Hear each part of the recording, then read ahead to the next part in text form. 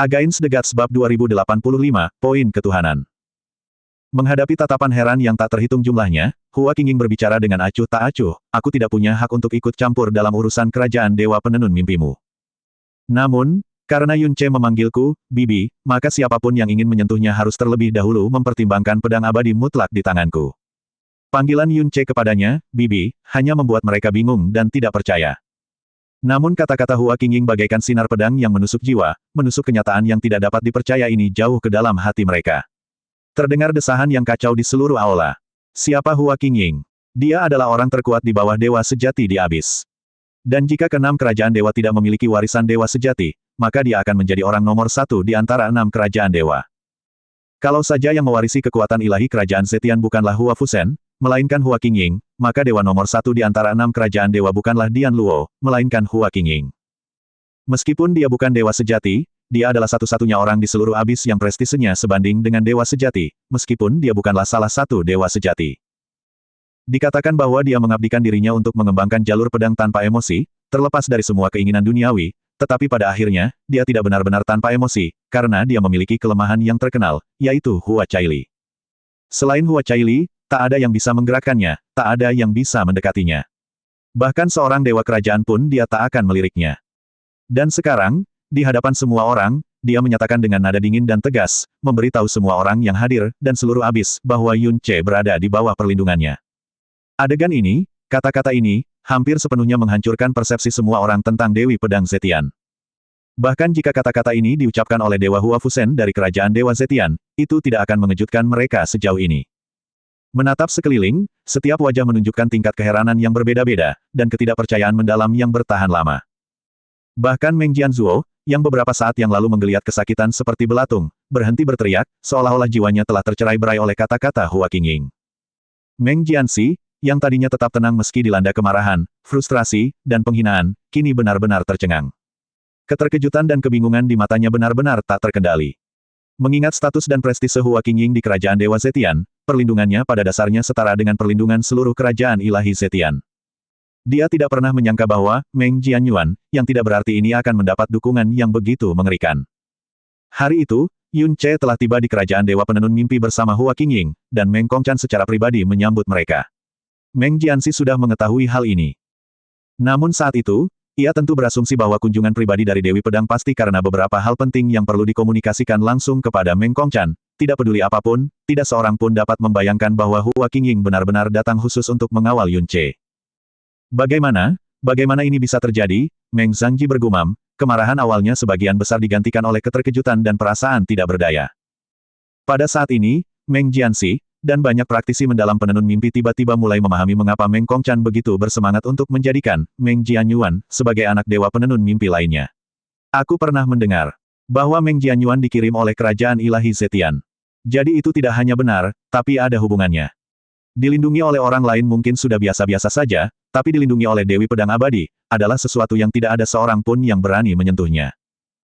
Dengan temperamen Dewi Pedang Zetian, dia benar-benar membiarkan Meng Jianyuan memanggilnya, Bibi. Tidak heran Meng Jianyuan begitu mendominasi dan sombong ketika dia pertama kali kembali ke kerajaan Dewa Penenun Mimpi, tidak menunjukkan rasa takut terhadap anak Dewa Jianxi. Ternyata itu bukan kesombongan dan ketidaktahuan, tetapi karena dia memiliki ketergantungan seperti itu. Tidak heran Yang Mulia Dewa memperlakukan Meng Jianyuan dengan sangat istimewa. Omong kosong. Bagaimana kita bisa memahami pertimbangan Yang Mulia Dewa? Sementara hati semua orang sedang kacau, mereka tidak akan menduga bahwa orang yang paling terkejut sebenarnya adalah Dewa Penenun Mimpi. Ekspresinya tetap tidak berubah, seolah-olah dia sudah tahu segalanya sejak lama. Namun, gejolak di mata dan hatinya hampir mengguncang dunia. Tatapannya yang diam-diam dia arahkan ke arah Yun Ce, terkejut, gembira, bersemangat, dan emosi yang paling kuat adalah semacam kekaguman yang hampir penuh rasa hormat. Saat itu, dia, Meng Kongchan, Dian Lohou, dan Pan Yuseng semuanya telah mencoba yang terbaik, bahkan bersaing satu sama lain, tetapi tidak ada dari mereka yang berhasil menatap Hua Qingying lebih dari sesaat. Dan Yun Ce, hanya dalam beberapa bulan saja, tidak hanya berhasil memikat Dewi nomor satu saat ini, Hua Caili, tetapi juga membuat Hua Qingying secara pribadi datang untuk mendukungnya, bahkan mengizinkannya memanggilnya, Bibi. Yang Mulia ini mungkin tidak mampu, tapi putra Yang Mulia ini. Untuk sesaat, dia hampir menangis. Bagi seorang pria, semakin sesuatu tidak dapat dicapai, semakin membuat frustrasi jadinya, khususnya bagi pria yang berstatus lebih tinggi. Dan ini, bukankah itu jenis pemenuhan keinginan yang berbeda? Meng Xuanjue, yang telah mundur ke pintu masuk aula, menggertakkan giginya, tinjunya yang terkepal menancap kuat di dagingnya. Seluruh tubuhnya hampir sepenuhnya tenggelam dalam bayangan yang terbentuk dari pintu masuk aula. Tatapan Dian Zheuxi beralih dari Hua Qingying ke arah Yun Ce, ekspresinya jelas menunjukkan kebingungan seperti sedang kesurupan. Hehehe, Meng Kongchan terkekeh pelan, menghilangkan keributan dan kebingungan. Ia berkata sambil tersenyum, Kerajaan Dewa Penenun Mimpi dan Kerajaan Dewa Zetian selalu memiliki hubungan yang dekat. Yuaner ditemukan oleh Kerajaan Dewa Zetian, dan kepulangannya yang selamat adalah anugerah besar yang diberikan kepada kita oleh mereka. Hubungan Yuaner dengan Dewi Pedang Zetian adalah keberuntungan besar bagi persahabatan antara kedua kerajaan kita, yang akan memberi manfaat bagi generasi mendatang. Dia menoleh ke arah Hua Qingying dan berkata dengan acuh tak acuh dengan sikap seorang kaisar dewa, Jian Zuo kehilangan kendali atas emosinya dan hampir membuat kesalahan besar. Aku berterima kasih kepada Dewi Pedang karena telah menghukumnya. Hua Qingying tidak menjawab. Meng Kongchan yang sudah terbiasa dengan hal ini, menoleh ke arah Yun Ce, Yuaner, terserah padamu untuk menjatuhkan mimpi jatuh pada An Ximing atau tidak. Tak seorang pun boleh ikut campur. Nada suaranya menajam di bagian akhir kalimat, membuat banyak orang terkejut hingga menggigil. Sebelum Yun Ce sempat berbicara, sebuah suara lemah penuh kesakitan terdengar. Meng Jianzuo berlutut dan mendongak dengan susah payah, orang-orang ini. Memang aku yang mengaturnya. Namun, semua ini tidak ada hubungannya dengan anak dewa. Dengan karakter dan status anak dewa saat ini, bagaimana mungkin dia melakukan cara seperti itu? Itu semua salahku. Aku tidak tahan melihat Meng Jianyuan mencoba mengklaim gelar anak dewa begitu dia kembali. Anak dewa Jianxi benar-benar tidak tahu apa-apa tentang itu. Aku mohon ampun kepada ayah dewa, aku mohon ampun kepada anak dewa Yuan. Setelah memaksakan diri untuk selesai bicara, dia terjatuh lagi, tubuhnya mengejang kesakitan. Meng Xuanji berbicara dengan lembut saat ini, Yang Mulia Dewa, Jianxi adalah anak kita. Kita sudah tahu karakternya dengan baik. Bahkan jika dia benar-benar ingin menargetkan Meng Jianyuan, dia tidak akan menggunakan metode tercela seperti itu. Semuanya jelas dilakukan oleh Meng Jianzuo sendiri. Tolong, Yang Mulia Dewa, pahami kebenarannya. Huff. Meng Kongchan mendengus dingin, tampak sedikit marah. Entah benar atau tidak, mimpi jatuh akan mengungkapkan kebenarannya. Wajah Meng Jianxi berangsur-angsur memucat, dan tangan Meng Xuanjue yang sudah berdarah semakin mengepal lebih erat, tetapi dia tidak berani berbicara lagi. Yun Ce menatap Meng Jianxi sambil tersenyum tipis. Anak dewa Jianxi, meskipun sinar pedang bibiku tidak mengeluarkan darah, namun sinar itu menusuk hati dan jiwa, menyebabkan rasa sakit yang tak tertahankan. Meski begitu, dia tetap bersikeras untuk membelamu. Dia telah melakukan begitu banyak hal untukmu, tidakkah kau akan mengatakan beberapa patah kata untuknya? Bibir Meng Jianxi bergerak, tetapi dia tetap terdiam untuk waktu yang lama. Perkembangan situasi telah menyimpang dari harapan dan kendalinya di setiap langkah. Yun Ce tersenyum, dan di mata Meng Jianxi, senyumannya saat ini lebih mengejek dan menghina dari sebelumnya. Yun Ce berbalik dan berkata dengan sungguh-sungguh, Yang Mulia Dewa Senior, ini hanyalah beberapa trik kekanak-kanakan yang tidak layak disebutkan.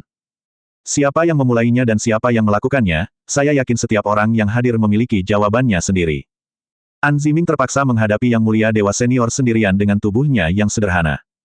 Keberaniannya patut dipuji, dan hatinya untuk melindungi keluarganya sangat menyentuh.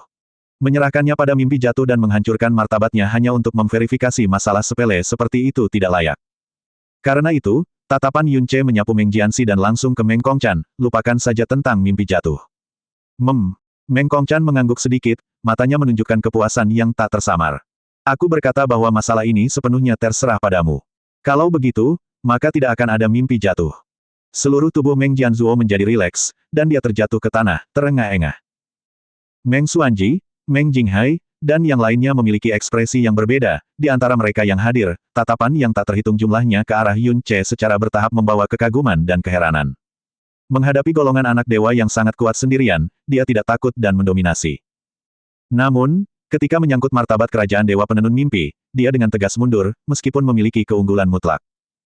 Sikapnya, dibandingkan dengan Meng Jianxi saat ini, anak Dewa Penenun Mimpi, yang dulunya tampak sempurna di mata mereka dalam setiap aspek, tiba-tiba tampak agak kasar dan tak tertahankan. Sejak awal, Yun Ce tidak pernah berniat untuk benar-benar menjatuhkan mimpi jatuh. Bagaimanapun, Meng Jianxi adalah anak Dewa Penenun Mimpi, dan citranya sebagian besar mewakili wajah kerajaan Dewa Penenun Mimpi. Beberapa hal cukup untuk dipahami secara diam-diam, tetapi hal-hal yang melibatkan martabat kerajaan dewa tidak boleh diungkapkan. Namun, Meng Jianxi sama sekali tidak merasa lega. Organ-organ dalamnya terikat erat, menyebabkannya sangat tidak nyaman hingga dia hampir muntah darah beberapa kali. Kenapa? Kenapa jadi seperti ini? Dia jelas-jelas orang malang yang tidak punya masa lalu, seseorang yang mudah dimanipulasi dan dihancurkan. An Ziming, kata Meng Kongchan acuh tak acuh, jika kalian bersembilan melupakan kejadian hari ini, maka kalian semua bisa hidup dengan damai. An Ziming tiba-tiba mendongak, air mata mengalir di matanya. Meskipun hanya beberapa kata singkat, kata-kata itu datang dari Yang Mulia Dewa sendiri. Dengan kata-kata dari Yang Mulia Dewa tanpa mimpi ini, mereka tidak hanya akan mendapatkan keamanan sementara, tetapi juga stabilitas jangka panjang. Dia membenturkan kepalanya ke tanah dan berteriak, "Terima kasih atas anugerahmu, Yang Mulia Dewa, terima kasih atas kebaikanmu yang besar, anak Dewa Yuan." Ziming benar-benar lupa tentang kejadian hari ini. Jika aku berani mengucapkan sepatah kata pun tentang hal ini di luar sana, semoga aku dihantam oleh langit dan bumi. Mundur. Tanpa menunggu kesembilan orang itu bersujud dan mengungkapkan rasa terima kasih mereka, Meng Kongchan melambaikan tangannya, mengirim mereka semua kembali ke posisi semula. Dia melihat sekeliling, suara ilahinya memenuhi udara. Apakah ada lagi yang keberatan mengangkat Meng Jianyuan sebagai anak dewa penenun mimpi? Setelah terdiam sejenak, Meng Zhangji tetap melangkah maju. Namun, sikapnya menjadi jauh lebih hormat, kami akan mematuhi perintah yang mulia. Namun, masalah anak dewa sangatlah penting. Bagaimanapun, bahkan jika 10 anak dewa lainnya diangkat, hanya satu yang akan memenuhi syarat untuk mewarisi kehendak yang mulia dan menjadi kaisar dewa yang baru. Oleh karena itu, jika ada banyak anak dewa, harus ada perbedaan antara superioritas dan inferioritas mereka. Sebagai klan ibu Meng Jianxi, nasib mereka terkait langsung dengan masa depan Meng Jianxi. Apapun yang terjadi, ia harus berjuang dan berjuang untuk itu. Meng Kongchan berkata dengan acuh tak acuh, bagaimana kita bisa membedakan antara superioritas dan inferioritas mereka? Tolong bicaralah terus terang, Master Aula Besar. Meng Zhangji berkata, saya sarankan agar Jianxi menjadi anak dewa pertama, dan Jianyuan menjadi anak dewa kedua. Yun Ce langsung menyela, kita seharusnya setara. Begitu ada yang pertama dan yang kedua, perbedaannya menjadi signifikan. Bagaimanapun, yang kedua di mata dunia seringkali hanya merupakan pelapis bagi yang pertama. Jika memang harus seperti ini, semua orang tahu bahwa Meng Jianyuan adalah anak dewa pertama dari alam dewa penenun mimpi. Mengapa dia harus diturunkan ke tempat kedua? Wajah Meng Zhangji menjadi gelap, dan dia membentak, Meng Jianyuan, tidak peduli seberapa fasih atau tidak masuk akalnya kamu, kriteria untuk mengevaluasi bakat seorang anak dewa tidak dapat dipertanyakan atau digoyahkan, itulah, poin ketuhanan. Mengenai poin ketuhanan, ekspresi Meng Zhangji kembali percaya diri. Meskipun Jianxi lahir dengan 6 poin ketuhanan, ia kemudian membangkitkan 3 poin lainnya, dan sekarang ia memiliki 9 poin ketuhanan, yang dianggap sebagai tingkat teratas di antara anak dewa dan dewi dari 6 kerajaan. Dan kamu, Meng Jianyuan, hanya memiliki 8 poin ketuhanan. Perbedaan 1 poin ketuhanan ini, pada tingkat anak dewa dan dewi, tidak kurang dari perbedaan antara yang superior dan yang inferior. Bagaimana kalian bisa dibandingkan dan berdiri berdampingan? 8 poin ketuhanan. Apapun niat Meng Zhangji, kata-katanya sepenuhnya akurat dan tak terbantahkan. 8 poin ketuhanan menjadikan seseorang layak menyandang asal-usul ilahi dari dewa sejati dan menjadi anak dewa atau dewi. 9 tingkat poin ketuhanan bahkan dapat disebut lebih unggul. Dan 10 poin ketuhanan yang sempurna bahkan tidak akan muncul sekalipun dalam beberapa era di seluruh 6 kerajaan dewa. Pada era saat ini, hanya Dewi Zetian, Hua Caili, yang dipuja sebagai anugerah mukjizat dari kerajaan Dewa Zetian. Dan jika kerajaan dewa memiliki banyak individu dengan poin ketuhanan yang cukup dalam era yang sama, maka kadar poin ketuhanan akan menjadi satu-satunya kriteria untuk menentukan kualifikasi untuk warisan ilahi. Adapun kerajaan ilahi Zetian di era sebelumnya, itu murni kecelakaan khusus. Benar sekali.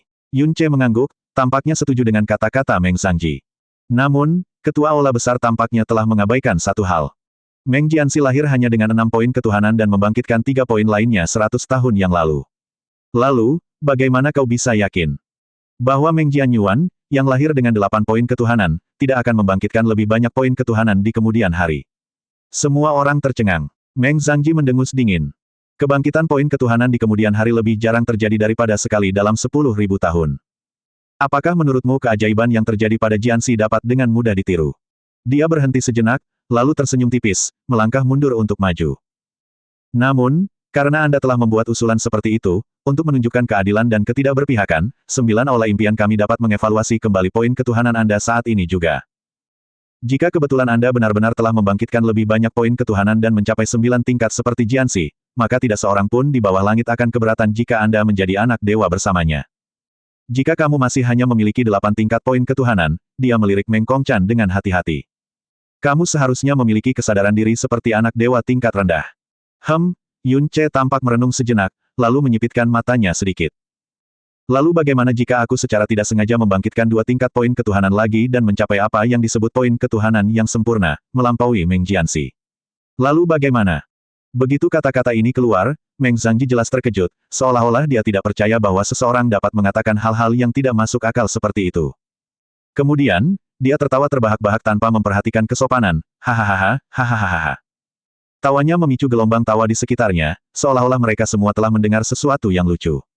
Alis Meng Kongchan berkedut, hatinya dipenuhi keraguan. Kemudian, dia tiba-tiba menoleh, menatap Yun Ce yang percaya diri dengan tidak percaya, denyut jantungnya yang kuat hampir meluap dari matanya. Mungkinkah? Hua Qingying juga sedikit memiringkan matanya pada saat ini. Bagus sekali, sangat ambisius, hahaha. Meng Zhangji tampak memujinya, tetapi tawanya dipenuhi dengan ejekan. Meng Jianyuan, jika kamu benar-benar memiliki poin ketuhanan yang sempurna, maka bahkan 10 Jianxi tidak akan memenuhi syarat untuk dibandingkan denganmu. Pada saat itu, apalagi menghormatimu sebagai anak dewa pertama. Bahkan jika kamu tidak mau, aku akan berlutut dan memohon padamu untuk menjadi satu-satunya anak dewa di kerajaan dewa penenun mimpi kami. Yun Ce menyipitkan matanya dan tersenyum. Baiklah. Kalau begitu, mari kita mulai.